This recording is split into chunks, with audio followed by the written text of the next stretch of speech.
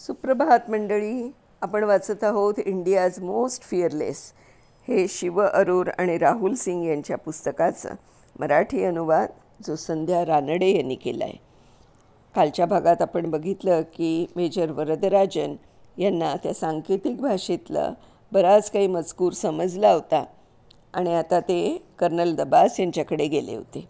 तर आता बघूया आज ते काय आता ह्याच्या पुढे ठरवत आहेत. सर, या सर्व घरांवर आपल्याला कायमस्वरूपी पाळत ठेवणं अत्यंत गरजेचं आहे. तिथे एक ना एक दिवस आपल्या दृष्टीनं उपयुक्त ठरणारं माहितीचं फार मोठं घबाड आपल्या हाती लागू शकतं. मात्र आपण त्या भागाची, त्या घरांची अजिबातच दखल घेतलेली नाही आहे. असंच चित्र त्या दहशतवाद्यांपुढे आपण ठेवायला हवं, ते त्यांच्या सीओंना म्हणाले. त्यानंतर 7 महिन्यांनी म्हणजे 2014च्या उन्हाळ्यात भारतातली आजवरची सर्वात जास्त काळ चालणारी निवडणूक प्रक्रिया ऐन भरात असतानाच मेजर वरदराजन यांनी वर्तवलेलं भविष्य खरं ठरलं. 25 एप्रिल 2014ची दुपार होती. 2:30च्या सुमाराला मेजर वरदराजन नुकतेच जेवायला बसले होते. बारामुल्ला इथल्या शाजी मार्गला असलेल्या त्यांच्या 44 राष्ट्रीय रायफल्सच्या चार्ली कंपनीच्या मुख्यालयात जेमतेम पहिला घास त्यांनी घेतला असेल नसेल. त्याच वेळी त्यांच्या विश्वसनीय सूत्रांकडून त्यांना एक बातमी कळली. त्यांच्यासमोरचं जेवण त्यांना बाजूला ठेवायला लावेल अशीच ती बातमी होती. जैश ए महम्मदचा कमांडर अल्ताफ वाणी हा काझी पठरी खेड्यात आलेला होता. मेजर वरदराजन यांना सांकेतिक भाषेतून ज्यांची माहिती मिळाली होती त्या घरांपैकीच एका घरात त्याचं वास्तव्य होतं. एक क्षणही आता वाया घालवणं परवडणारच नव्हतं. त्यांच्या QRTच्या म्हणजे क्विक रिस्पॉन्स टीमच्या सैनिकांना ताबडतोब शस्त्रसज्ज होण्याच्या सूचना त्यांनी दिल्या आणि त्यांचे कर्नल दबास यांना त्यांनी फोन लावला. सर, मला अत्यंत खात्रीच्या सूत्रांकडून माहिती मिळाली आहे. वाणी त्या घरांपैकी एका घरात आहे. माझ्या QRT टीमबरोबर मी त्या खेड्याकडे निघालो आहे. जैश ए महम्मदच्या विभागीय कमांडरची अल्ताफ बाबा याची जागा आता अल्ताफ वाणी याने घेतली होती.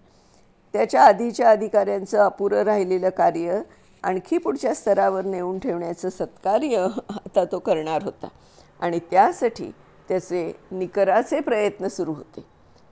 जैशसाठी काम करणारी आत्मघातकी पथकं आणि लष्कर ए तैयबा यांची कमांडोच्या पद्धतीने काम करणारी पथकं यांना तो एकत्र आणणार होता.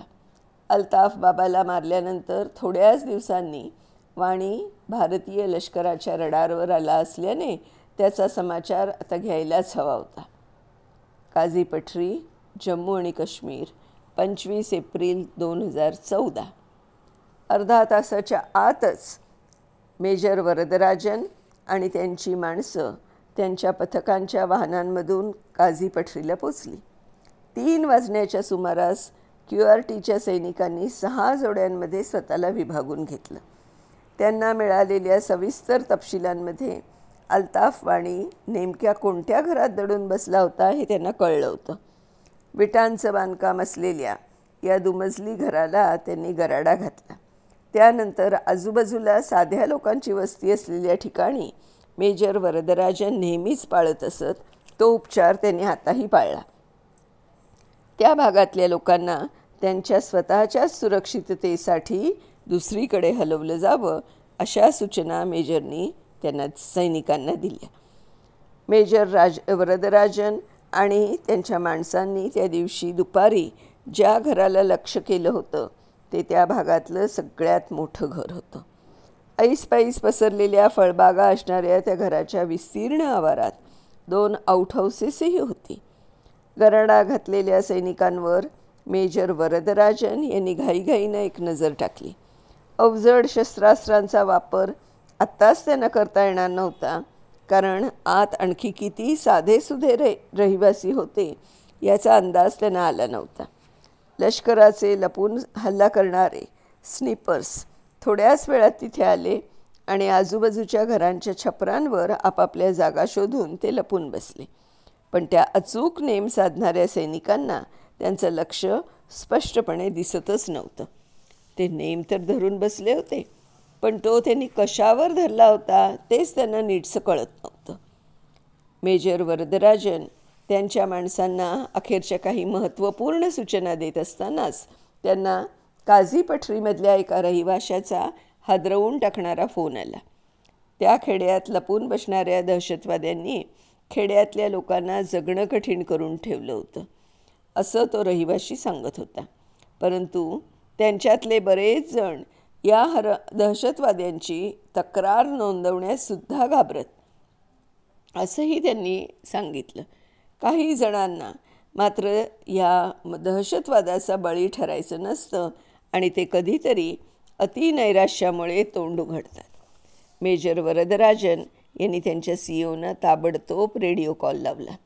सर, इथे फक्त अल्ताफच नाही, लष्करी तैयबाचे आणखी 2 दहशतवादी त्याच्याबरोबर आहेत. आम्ही आता त्यांच्यावर हल्ला करण्याच्याच विचारात आहोत. मेजर वरदराजन यांनी कॉल संपवला असेल नसेल तेवढ्यातच कर्नल दबास यांनी बंदुकीच्या गोळ्यांचे आवाज ऐकले. काझी पठरी खेड्यापासून बटालियनचं मुख्यालय फारसं दूर नव्हतं. बंदुकीच्या गोळ्यांच्या आवाजातला लष्करातले लोक त्या आवाजाला चांगलेच सरावलेले असतात. त्याच्यामुळे ते लगेच अस्वस्थ वगैरे होत नाहीत आणि यावेळी तर त्यांच्या हाताखालच्या अधिकाऱ्यांमधला एक सर्वोत्तम अधिकारी तिथे होता. पण असं असलं तरीही त्यांनी त्यांच्या युनिटमधल्या आणखी काही सैनिकांना ताबडतोब मेजर वरदराजन यांचं सैन्यबळ वाढवण्याच्या दृष्टीने तिकडे रवाना केलं. कर्नल दबास यांनी ऐकलेल्या ते गोळ्यांचे आवाज म्हणजे एका महाभयंकर लढाईची नांदीच होती. त्या घरात व्यवस्थित ठाण मांडून बसलेले ते दहशतवादी मेजर वरदराजन आणि त्यांचे सैनिक यांच्यावर जबरदस्त गोळीबार करत होते. वरदराजन आणि त्यांच्या सैनिकांना मात्र आतलं काही स्पष्ट दिसत नसल्याने ते अंदाजानेच गोळ्यांचा भडीमार त्यांच्यावर करत होते. दहशतवादी नेमके कुठे लपले असावेत याचा शोध घेण्याचाही त्यांचा प्रयत्न चालू होता. तासाभराच्या धुमश्चक्रीनंतरही दहशतवादी नेमके कुठे होते हे शोधण्यात त्यांना यश आलंच नाही. मेजर वरदराजन यांनी त्यांच्या घड्याळाकडे नजर टाकली. एव्हाना 5 वाजून गेले होते. अंधार पडण्यापूर्वी काहीतरी ठोस पावलं उचलायलाच हवीत याची कल्पना त्यांना होती. कारण अंधाराचा फायदा दहशतवादी नक्कीच उठवणार. कदाचित त्यांची अशी खेळी असू शकत होती की अंधार होईपर्यंत लढाई लांबवत न्यायची आणि नंतर त्याच अंधाराचा फायदा घेऊन गराडा घातलेल्या भारतीय सैनिकांचा डोळा चुकवून स्वतःची सुटका करून घ्यायची. मेजर वरदराजन यांना क्षणभर हताश झाल्यासारखंच वाटलं. दहशतवाद्यांना पळून जाण्याचा पर्याय देणं कोणत्याही परिस्थितीत स्वीकारार्ह नव्हतंच. एवढा वेळ अल्ताफवाणीला गराडा घालून बसल्यानंतरही जर आपण त्याला असं निसटू दिलं तर SF च्या लोकांना पुन्हा अशी संधी मिळणं जवळपास अशक्यच होतं. आणि या गोष्टीचा जबरदस्त मानसिक धक्का तर भारतीय सैनिकांना बसणार होताच, पण त्यामुळे दहशतवाद्यांचा आत्मविश्वासही मोठ्या प्रमाणावर वाढू शकला असता. या लढाईत अल्ताफ आणि आपण असे समोरासमोर आल्यानंतरही त्यानं आपल्याला गुंगारा देऊन पळून जाण्यात यश मिळवलं. तर एक विलक्षण अद्भुत माणूस म्हणून त्याची प्रतिमा माध्यमांमध्ये चांगलीच खळबळ माजवणार होती. लष्कराच्या या अत्यंत बळकट आणि निष्णात अशा सैनिकांना त्यानं धूळ चारली म्हणून तो भलताच भाव खाऊन जाणार होता असा विचार ते करत होते. त्या दिवशीच्या संध्याकाळची ती लढाई इतकी महत्त्वपूर्ण असण्यामुळे इतरही बरीच काही कारणं होती. अनंतनाग मतदारसंघात आदल्याच दिवशी या दहशतवाद्यांनी एक निवडणूक अधिकाऱ्याला ठार मारलं होतं आणि 5 जणांना जखमी केलं होतं. मतदानाच्या कामासाठी नियुक्ती झालेला कर्मचारी वर्ग शोपियानला येत असतानाच वाटेतच या दहशतवाद्यांनी त्यांच्या बसवर अंदाधुंद गोळीबार केला.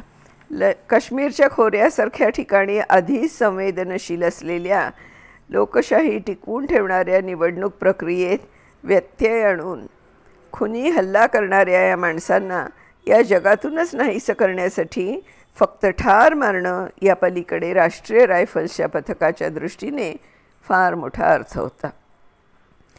दिवस तसा घाईघाईनेच मावळला. लढाईत म्हणावी अशी कोणतीच प्रगती झाली नाही आणि मेजर वरदराजन यांच्या मनात अचानक एक कल्पना आली. त्यांनी कुजबुजल्या स्वरात ती विक्रमच्या कानात सांगितली. विक्रमने फक्त मानेनेच होकार दिला आणि तो जाण्यासाठी तयार असल्याची खूण त्यांना मेजर वरदराजांना केली. त्यांच्या आजूबाजूच्या सैनिकांनी गोळीबार करत त्यांना दिलेल्या संरक्षणात मेजर वरदराजन आणि विक्रम पोटावर झोपले आणि त्या बंगल्याच्या आवारातल्या फळबागांमधून सरपटत ते पुढे जात राहिले. दहशतवाद्यांनी झाडलेल्या गोळ्या त्यांच्या डोक्यांवरून सटासट जात असतानाच ते त्या बंगल्याच्या समोरच्या दारापर्यंत पोचले. मेजर वरदराजन यांनी कोणतीही पूर्वतयारी केलेली नसतानाच त्या दाराजवळ एक स्फोट होणारं उपकरण ठेवलं आणि विक्रमला मागे सरकून सुरक्षित अंतरावर जाण्याची सूचना केली. 5:30 कानठळ्या बसवणारा आवाज करत एक मोठा स्फोट झाला आणि दहशतवाद्यांच्या त्या घराच्या पुढचा भाग भल्या मोठ्या ढिगाऱ्यासहित खाली कोसळला. या पाठोपाठच मेजर वरदराजन आणि विक्रम यांनी तिथे उडालेला धुरळा खाली बसण्याआधीच आपापल्या बंदुका बस्ट मोडवर टाकल्या आणि तिथल्या अंधारातच त्यांची लक्ष असणाऱ्या माणसांना शोधत ते गोळीबार करत राहिले. तिथे पडलेल्या घराच्या ढिगाऱ्यांच्या वर्षावात सापडलेल्या मेजर वरदराजन यांच्या दंडाला एक गोळी घासून गेली. क्षणार्धाचा फक्त फरक झाला आणि मेजर वरदराजन आणि विक्रम गोळ्यांच्या वर्षावातून कसे बसे वाचले.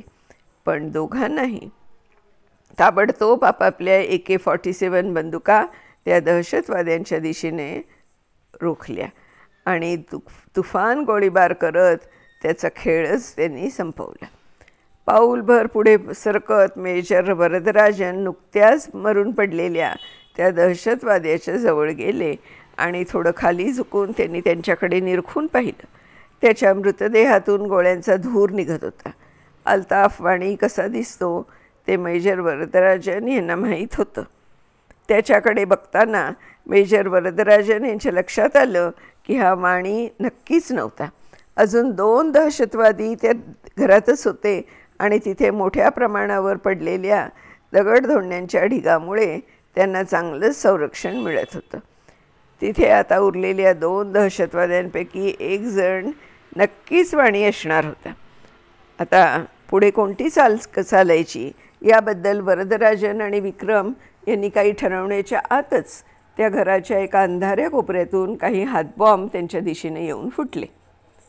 युद्धशास्त्राच्या सर्व डावपेचांमध्ये निष्णात असणाऱ्या मेजर वरदराजन आणि विक्रम यांनी कानावर हात दाबून ठेवत जमिनीकडे झेप घेतली. त्या हातबॉम्बचा त्यांच्यापासून जेमतेम फुटभर अंतरावर स्फोट झाला होता. तिथल्या जमिनीवर पडलेल्या दगडमातीच्या ढिगाऱ्यावर त्या हातबॉम्बमधून उडालेले तीक्ष्ण धारेचे तुकडे पसरले. इंचभराच्या फरकाने ते दोघंही वाचले होते. दहशतवाद्यांनी फेकलेल्या हातबॉम्बच्या पाठोपाठ दहशतवाद्यांनी त्यांच्या असॉल्ट रायफलमधूनही आता आग ओकायला सुरुवात केली आणि त्याचंच संरक्षण घेत त्यांच्यातल्या एका दहशतवाद्यानं बाहेरच्या दिशेने आणि नंतर तिथल्या आवाराच्या कोपऱ्यातल्या आऊट हाऊसकडे धूम ठोकली. जाता जाता त्यानं क्षणभर मेजर वरदराजन होते त्या बाजूला वळून पाहिलं. मेजर वरदराजनना त्याचा चेहरा नीट दिसला. तो अल्ताफ वाणीच होता. मेजर वरदराजन यांचं गोळीबार करण्याचं कौशल्य वादातीत होतं आणि त्यावर त्यांचं जबरदस्त प्रभुत्व होतं. या बाबतीत त्यांचा सर्वत्र एक प्रकारचा भीतीयुक्त दराराच होता. आक्रमक पवित्रा घेत त्या प्रकारच्या लढाया विजयी होऊन संपवण्यासाठी त्यांची ख्याती होती. त्या दिवशी अतिशय थंड डोक्याने आणि विचारपूर्वक आक्रमण केलं होतं त्यानं. त्यात कोणत्याही प्रकारचा उतावीळपणा नव्हता. त्याचा असा विश्वास आहे की जी व्यक्ती गोळीबार करण्याचा निर्णय आधी घेते तिलाच अशा प्रकारच्या युद्धात विजय मिळतो. कर्नल दबास या मोहिमेच्या आठवणी सांगताना म्हणाले. मेजर वरदराजन यांच्याविषयी असलेल्या अशा खात्रीमुळेच त्या दिवशी जेव्हा एका अधिकाऱ्याने रेडिओवरून संपर्क साधत सांगितलं की मेजर वरदराजन आणि विक्रम हे दोघेही आऊट हाऊसमध्ये दडून बसलेल्या अल्ताफ वाणीचा समाचार घ्यायला तिथे गेले, त्यावेळी त्या अधिकाऱ्यांना त्याचं फारसं नवल वाटलं नाही. QRTची माणसं त्याच वेळी मुख्य घरातून बाहेर न आलेल्या तिसऱ्या दहशतवाद्याला मारण्यासाठी त्या दिशेने गोळीबार करतच होती, पण तिकडून मात्र एकही गोळी बाहेरच्या दिशेने आली नाही. आता ह्याच्यापुढे काय होतं ते आपण उद्याच्या भागात बघूया मंडळी. तोपर्यंत बाय बाय.